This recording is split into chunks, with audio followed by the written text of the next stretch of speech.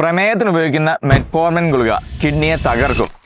അപ്പോൾ പൊതുവെയുള്ള നാട്ടുവർത്തനം ഇതാണ്. ഇത് ശരിയാണോ? അതിന്റെ ശാസ്ത്രീയ വശം ഒന്ന് നമുക്ക് ഈ വീഡിയോയിൽ പരിശോധിക്കാം. എല്ലാവർക്കും നമസ്കാരം. അപ്പോൾ പ്രമേഹത്തിന് ലോകത്ത് തന്നെ ഏറ്റവും കൂടുതൽ ഉപയോഗിക്കപ്പെടുന്ന ഒരു മരുന്നാണ് മെറ്റ്ഫോർമിൻ. ഇപ്പം മെറ്റ്ഫോർമിൻ ഏകദേശം നോക്കുകയാണെന്നുണ്ടെങ്കിൽ 30 കൊല്ലത്തിൽ കൂടുതൽ നമുക്ക് ഉപയോഗിക്കപ്പെടുന്ന മരുന്നാണ്. USFDA അതിന് അപ്രൂവൽ കൊടുത്ത 1995-ലാണ്.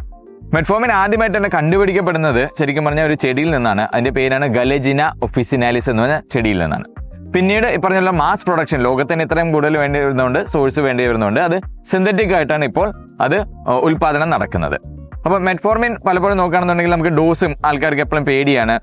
നമുക്ക് 1000 mg എന്നൊക്കെ പറയുമ്പോഴത്തേക്കും. അപ്പോൾ മെറ്റ്ഫോർമിന്റെ ഡോസിംഗ് എന്ന് പറഞ്ഞു കഴിഞ്ഞാൽ അതിൽ 2 ടൈപ്പ് പ്രിപ്പറേഷൻ ഉണ്ട്. ഒന്ന് ഇമ്മീഡിയറ്റ് റിലീസ് ഉണ്ട്, മറ്റേത് സസ്റ്റെയിൻ റിലീസ് SR അഥവാ XR എന്ന് പറഞ്ഞിട്ട്.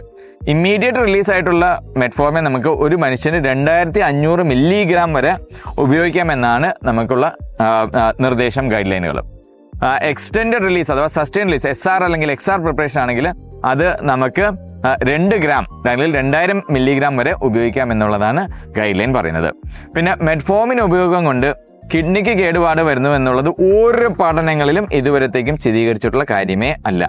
അപ്പോൾ നിങ്ങൾക്ക് ധൈര്യമായിട്ട് പ്രമേഹ നിയന്ത്രണത്തിന് വേണ്ടിയിട്ട് മെറ്റ്ഫോർമിൻ ഉപയോഗിക്കാം. അത് പ്രമേഹത്തിന് മാത്രമല്ല, നമ്മൾ PCODക്ക് ഉപയോഗിക്കാറുണ്ട്.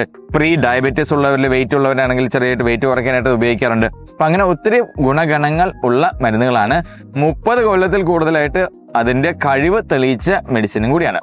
പിന്നെ മറിച്ച് നോക്കുകയാണെങ്കിൽ ഇനി വൃക്കരോഗം ഉള്ളവരാണെങ്കിൽ നമുക്ക് മെറ്റ്ഫോർമിൻ്റെ ഡോസ് കുറയ്ക്കേണ്ട ആവശ്യങ്ങളുണ്ട്. അത് നമ്മൾ EGFR ഫിൽട്രേഷൻ റേറ്റ് നോക്കിയിട്ട് അതിന്റെ ഡോസ് ഡോക്ടർമാർ നിർണ്ണയിക്കും. അത് മെറ്റ്ഫോർമിൻ കിഡ്നിക്ക് കേടുപാട് ഉണ്ടാക്കുന്നതുകൊണ്ടല്ല, കുറഞ്ഞ ഡോസിൽ തന്നെ കിഡ്നി രോഗമുള്ളവരിൽ മെറ്റ്ഫോർമിന്റെ ഫുൾ ഇഫക്റ്റ് കിട്ടും എന്നുള്ളത് കൊണ്ടാണ്.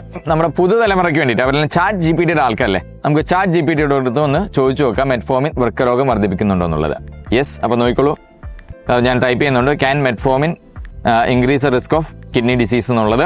അപ്പോൾ നമുക്ക് ChatGPT എന്ത് പറയുന്നു എന്നുള്ളത് നോക്കാം. യെസ്, കണ്ടില്ലേ? അപ്പോൾ നിങ്ങളുടെ ChatGPT പറയുന്നത് metformin does not harm the kidneys എന്നുള്ളതാണ്. അപ്പോൾ ധൈര്യപൂർവ്വം നിങ്ങൾക്ക് മെറ്റ്ഫോർമിൻ എടുക്കാം.